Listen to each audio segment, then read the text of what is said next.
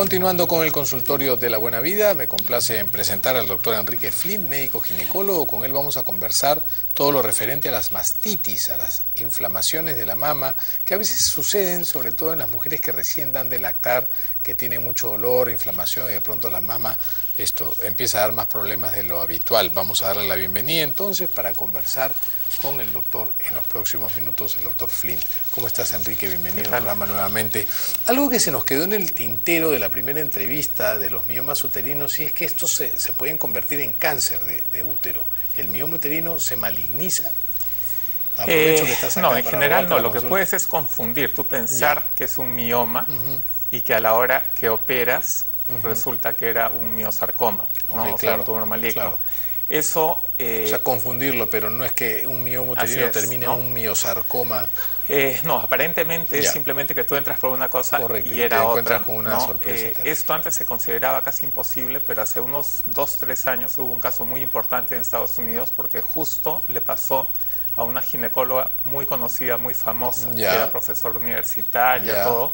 Ella y su marido eran ginecólogos, total, operan por un fibroma y resultó ser un tumor maligno y de grave pronóstico, ¿no? Entonces, a partir de eso, se empezó a estudiar mucho más y se ha visto que por lo menos allá la incidencia es 1 en 600. O sea, es pequeña. Es pequeña, pero igual es una incidencia importante, ¿no? Que ya es, digamos, uno tiene que conversarlo con el paciente y explicarle, ¿no?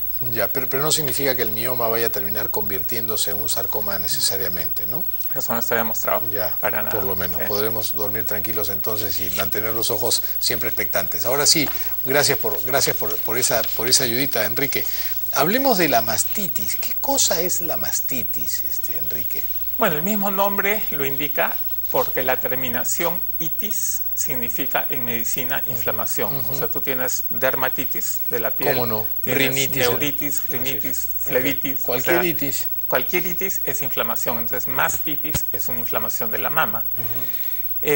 Pueden haber varias causas, pero todas son raras, excepto lo que se llama la mastitis puerperal. Correcto. Que esa sí es relativamente frecuente. Es probablemente la más frecuente. De lejos. Sí, de lejos. O sea, esa es la que realmente hay que tocar, porque las otras son cosas raras. Son raras. ¿No? ¿Y qué significa esto? O sea, esto se da en el postparto. Usualmente puede afectar a un 5% de pacientes y se da normalmente en los primeros 3 meses. ¿Ok? ¿Y qué significa? O sea, la leche tiene que fluir. Claro. ¿Cierto? La leche se forma en el interior, en las glándulas, y luego debe fluir. ¿Cómo no? Y si alguna glándula se tapa, o si la glándula no está tapada, pero la mamá no le está dando suficiente al bebé y se va acumulando la leche, o si el bebé le da suficiente, pero de mala manera, o sea, no con una buena técnica, o sea, el bebito no consigue retirar. Cualquier cosa que haga que se acumule la leche puede ir generando la inflamación. ¿Cómo no? Si esa inflamación se mantiene durante suficiente tiempo, es muy probable que se infecte.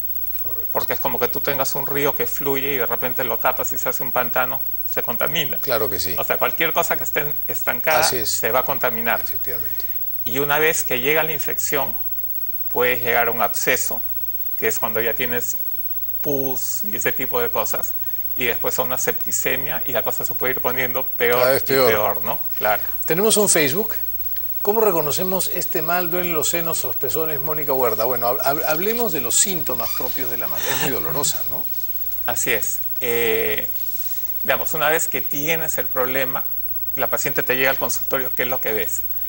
Se queja de dolor, muy frecuentemente tiene fiebre, puede tener dolor de cabeza, malestar general, náuseas y vómitos, ¿ok? Todo eso te lo va contando y después cuando ves la mama, esa mama está hinchada, enrojecida, puede ser todo o puede ser una parte, dura y caliente. ¿No? Entonces, esas son las características tanto de la mama como de lo que la paciente te está diciendo, ¿no? Que denotan que hay un proceso inflamatorio e infeccioso. Hablaste de la mastitis puerperal como la más común de las mastitis en la consulta. Pero ¿existe alguna vulnerabilidad especial, algún factor de riesgo especial fuera del puerperio para desarrollar mastitis en algunas mujeres? Problemas de higiene, hay mastitis carcinomatosa, hay mastitis por ¿Cuántos tuberculosis, tipos pero, se conocen de mastitis esto? o sea, exacto no sé, pero como te digo, no ¿Cómo puede, cualquier germen o sea, que digamos, entre y que infecte va a generar mastitis. algunas neoplasias se pueden comportar como mastitis sin Claro, es lo que te serlo? decía, carcinomatosa, ¿no? ¿Ya? ¿Qué Así es, pero características tiene? o sea, no es que O no sea, es sea una inflamación de mastitis. la mama, pero por un cáncer en todo Exacto, caso. exacto, ¿no? Pero Correcto. son cosas Son raras. muchísimo más raras, ¿no? Perfecto. Vamos a atender una llamada telefónica que tenemos. Ella es María, que está en Chorrillos. ¿Cómo estás, María? Buenos días, gracias por llamar al programa. Buenos días, doctor. Doctor, mi consulta es, yo no he dado de lactar a ninguno de mis 3 hijos.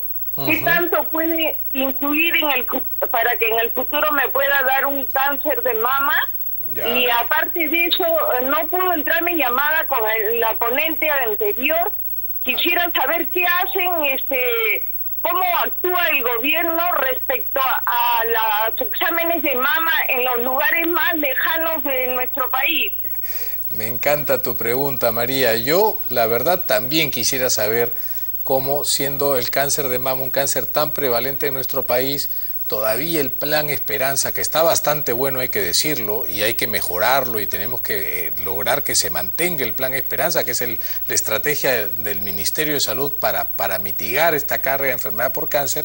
Ojalá que en el plan Esperanza pues incluyan, además de los nuevos mamógrafos que se han comprado, se incluyan mucho más ecógrafos, más mamógrafos y sobre todo en las zonas mucho más alejadas, María, en donde todavía tenemos pues lamentablemente que enfrentar el diagnóstico tardío por cáncer. Por eso es que es importante saber que hay un plan ejecutado por el Ministerio de Salud para esto, pero que todavía hay que reforzar e impulsarlo. Eso. Ahora, con respecto a tu pregunta, y el cáncer de mama, vamos a conversar con el doctor Flint a ver de qué manera te puede ayudar. Toda tuya. Claro, el hecho de no haber dado de lactar La lactancia no materna. es que te predisponga a un cáncer Correcto. de mama, ¿ok? Pero se ha visto que las hay mujeres... otros factores que son muchísimo más importantes. Así es, como evidentemente. genético, la obesidad, todo eso. Pero sí, cuando tú das de lactar, tienes un cierto grado de protección contra el cáncer de mama. O sea, no es que el no lactar te va a predisponer, pero si has dado de lactar, estadísticamente tienes algo de protección contra cáncer de ovario y cáncer de mama. Correcto. Es interesante porque sí, la lactancia materna se ha visto que juega un rol relativamente bueno para proteger frente al cáncer de mama, ¿no? Y no solo eso, o sea, tiene un montón Además de ventajas para la mamá y para el bebé, y es un factor, juega un rol importantísimo en lo que es la mastitis, porque una mala técnica al dar de lactar o darle en horario en vez de darle todo el tiempo cada vez que el bebé quiere, son factores importantes para que se genere una mastitis. ¿Qué tan frecuente es la fiebre en una mastitis, Enrique? Siempre, prácticamente siempre. Tanto como el dolor. Tú puedes tener al tercer día del parto, cuando se dice que baja la leche, ¿no? Que los senos se ingurgiten y que la paciente tenga un poquitín de fiebre. ¿Cómo no? Pero eso no es mastitis. O sea, si el bebito está lactando con frecuencia y vacía los senos, eso pasa, ¿no? Ahora, cuando ya tienes la mastitis, la fiebre está ahí, ¿no? Correcto.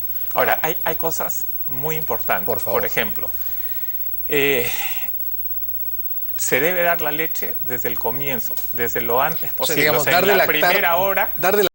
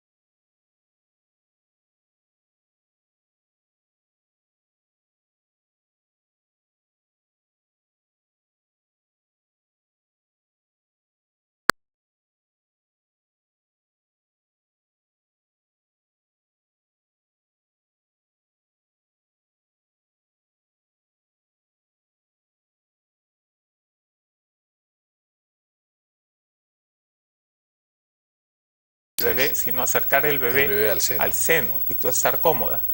El bebé no debe agarrar solamente el pezón.